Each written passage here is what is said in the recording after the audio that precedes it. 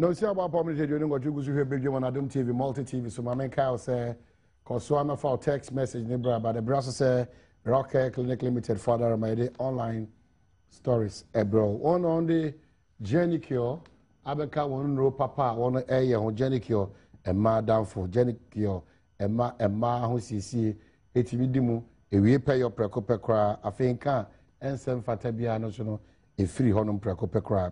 O pebiato memo baby I do biato titru open the door pa the audio nature Kumase Alaba Udruha one sika o sikafie and the enemy so now do a year Madina Zongo Junction Unhuan Elhon Madenta Pantan Junction on the Care TV or dime back home for numbers way 0302 294 2313 and 0244 183 230 Jenny Kyo. Ina Jatum say a one touch. Jenny Kyo, Jatum say a ma down for Yako and Tempano. Now Yako, my joy online. This one says, don't defect if you lose, get disqualified. Asidun Katia, Banks, and DCMP aspirants. And Asem, and I decided already to and the firewood business, a rapid contributor to climate change. Oko my joy online and seminar and Justice Dairy and Momo. Discover your greatness, leaving a legacy. And also in Zambia, actually go my joy online. Oko now Kenkaya Bibiabeko. He who is without corruption, raise your hand. Ghana connects acts. And also wants him Anna Oko. My joy online. Train your graduate to think outside the box. Sherry charges tertiary institutions and don't defect if you lose or get disqualified. And Johnson is here doing Katia and so Sema or the Atujan. Here called Adom online rough and smooth to sue rapper guru. So why they were continuing and that's what we are in your manasa. So that's it. Okay. Adom online and also go on. People at the FA are planning to run me down. Fred Papo and also wants them. And then this was GJ Bucks premiering of judges bribery video and also Adom online and also Late Mills was a very healthy president. Samuel Mills and this same way to Eja on the political aspect on my jaw Adom online. And news in Ashanti chief shot dead at Chumakofodia in the Ashanti region. Ohino has been gunned down by unknown assailants. And I will recapture KEA for NDC, Professor Mills' brother, Anna Kesee, because of Kyle, say Rocket Fondru Papa, Bakone Jenikio, Abet Jaso, and another room. I want to say, I say, Monday to Friday, yeah, the online stories at the bro. Jenny Cure, for number is 0302 294 2313 and 0244 183 230. Now, near ND in South. So, Rocket, you don't say, so I say, the online stories, bro. Yeah, try to now, yeah, Kyle say, we be near the command as our Asem Kesee, and I quite enjoy wiki uhun saying there now see no kwan ye bo ban and now down at the train 0302 211 701 up to 4 0302 211 701 up to 4 na was wadun trabrain na yetimi akenkan e the amount nimnyam for Peter Kwachi aka mensin krachi also ya shell anopay ejidi say Bibia Echo kama. So 0302 211 701 up to 4. Yankasa na Bibia intim because a lot of the stories in the paper say Biana also persuade Wajin Chebrea. Ya crado say OCBT Wajin Che 0302 211 701 up to 4. Asem Kesee but enya mai de akusha na meka na gad fasemi. Me yasu training tem. Yenhwe na nneoma enyumaku ahodo so a enkomodie ni egusu ekọ honom nom enfohwe na ontu hu anamo ade ba kwa so ha adwen se na ohwe wie ya nkasa okobo ga so a etututu osisi wo basa interior minister akasa me person ke beji breni akohwe ni eti aba ye ba nyanka yama edi komo no.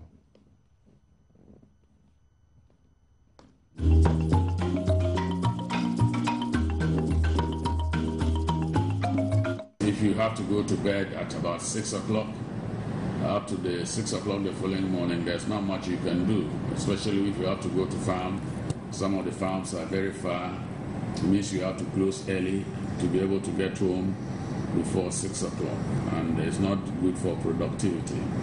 So I would expect that, I would want to appeal to the people in those areas to try and comport themselves and give peace a chance. Because for me, there are laid down procedures for seeking redress.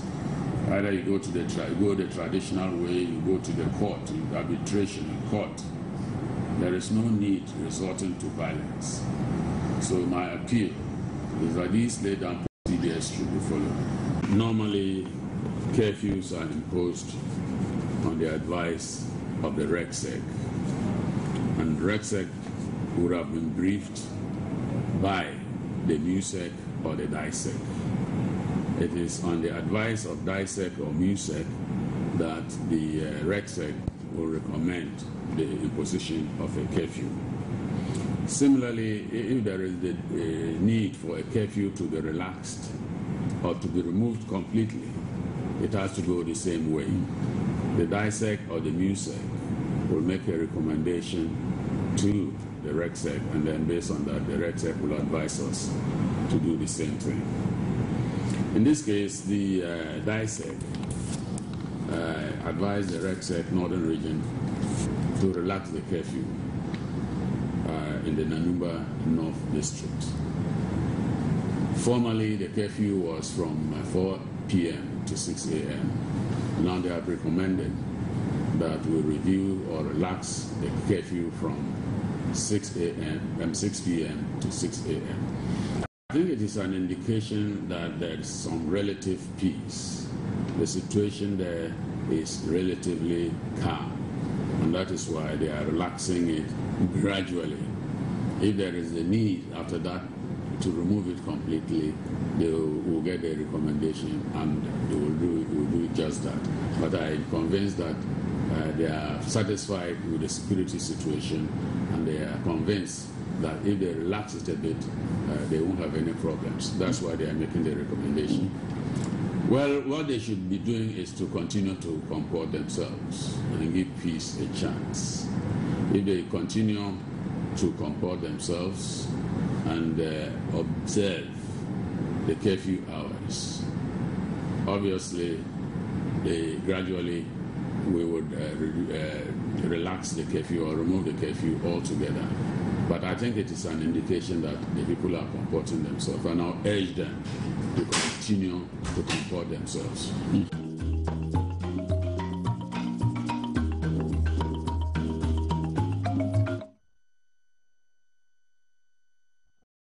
Yes, Abba, Adom ina wasi abeku marching apom ti say. Oma ye Adom me. Me too, Adom. Ya me fa kwanya tsunami ntia this year of Christian Valley honorable Prison Kujo na ntia papa Abuaje or Hunter West. And I papa the friends ever told me I'm in Few West. And I didn't honorable Peter Kwacha and Sunchia Kesee Komano. Oma ye na obisa say we can make up pay more a friend Lemble. Na honorable Amabua or ya chedi and Yamedina ma Lemble mai. Upon I Juma papa within 7 years in time upon a dia back a Lemble district in a boy journey to yourself.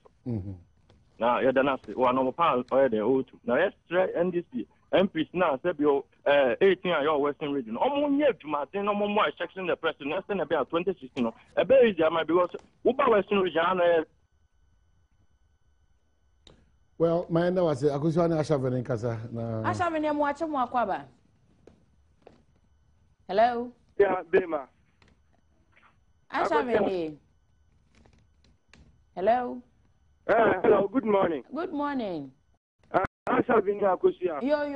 Yamakwaba, yeti. I'm going to come and say, you are not water from the natural to God. Also, you know, okay. Me Panya, so Aja Obuasi is not called Mama Susan is. The drew be ankai up with Victoria Hamaso and Tamponok. Namonto Abama, when this infant to my panfra. Now, he said, the business Guna. Now, I said to my novel for some my education deputy minister, Alechemenko.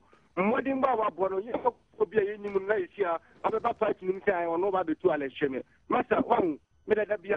Sometimes we pay no one new to my yasan ever. Most of the minister position, Mamma Mufis on one or can they also move. Rehearse at the Mamma Minister Funina. I mean, your mind and that the Mania Japan platform me so anything. We're going to send me a Binom de Babakai, Tessin and Ladusia. Made do Ashav in the Camestre, His Excellency. And we came to my panel to manage power. Also, see, people be about rights and building. His Excellency, they were building that. Because Gentleman make us up on our momentum. Now, them to do my cost north and south. Now, cost central region. Now, call western region. Why a team out of some people say, now they have been crying home, Ghana, a campaign, just step fuel, because we be a normal Pierre, and the coming to end. His Excellency joined the mind, Mamma, be bien weber to a tian. Because why endorse because you have to no buy. Yes, a former president of Famambun. Yes, before you know, the Mika and the Abasa Ghana and Tomano. Was then an important and room, and then his Excellency John Laman, Mamma Musu, Mamma Kenya, seem to be. Now, sound my Indian one got to Abama, and an MPP party. Akushane Sakura and Kasa. Hello, Sakura. Pacho, good morning. Good morning. Pacho Fefi. Fred Sabozungo, Ablokuma Central. Okay, Pacho, it's you. I'm a figure, Chamian Kasani, Honorable Secretary. Who call with Jagbawisu, Ububiada, who called Tema, a lawyer, James Yenu Honu, a Cheja Kesee, Yankupo Dimasa constituency. And then I shall be Kayanu. NPP4, any Nana Kufado, or see, or yeah, rise and build. Yeah, breaking our building. Bibia breaking our building, and I say, Bibia breaking our quarter, and they were a campaign. Oman penny wadika ya dada. Oh, usha NPP for almost be President Kufo kwa nyama obeye na di beye campaign. Almost President Kufo ye NDC ni. Paula Fuku ye NDC ni. Obia ye NDC ni. Enti se dia campaign na muye. Kufo na wa ye bibi na ebia mu di beye campaign. Ama manfo awu se NPP party se ni se.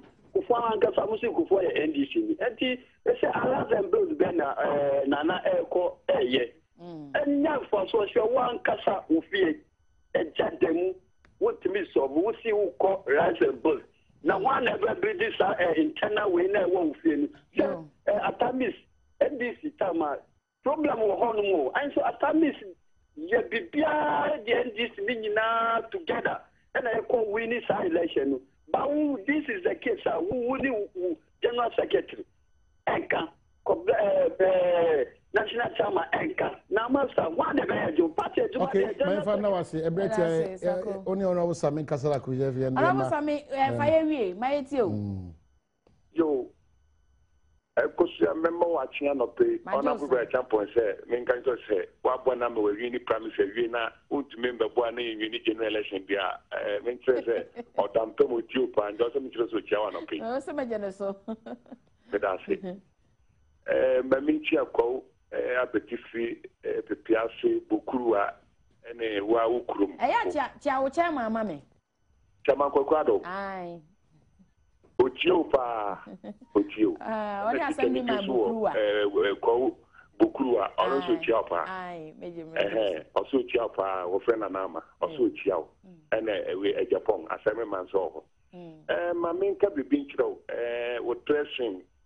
Matiat one of you and cut out to say, oh, Baba, one more Korean of Pekananka, where I have because me, one more Korean Korean, Bay Hakra, Ampa.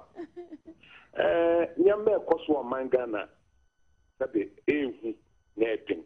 No, because I'm another so no way she. Your mamma, membo, ye are quite to say Kukwasa by there. Kukwasa by there, Phibia. Oh. Well, Nebraska said Wallace.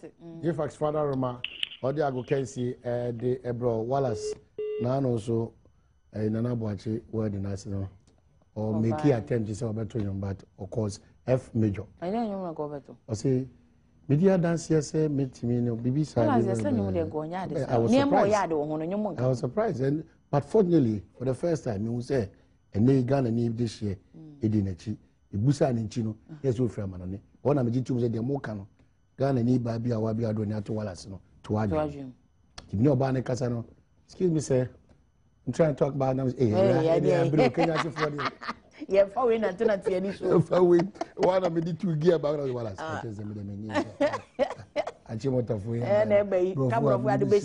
okay so on the agogesi won komo ebro wale oye guy brutal what obi ono woni clean to only clean to last week no so ko China then was you na no mo de ayi buy na I was always bit me share say blatter because no one say me does China no we are e bia a brain to be for popo briefly one for achiwa we so we time akufo Ghana mo we so we time president it become me parent on us okay say do say tight no o man yere na person wine no abi share kufo okay na fi onet me no timi akọ wala say international man o de different I can see bro ye kwa ba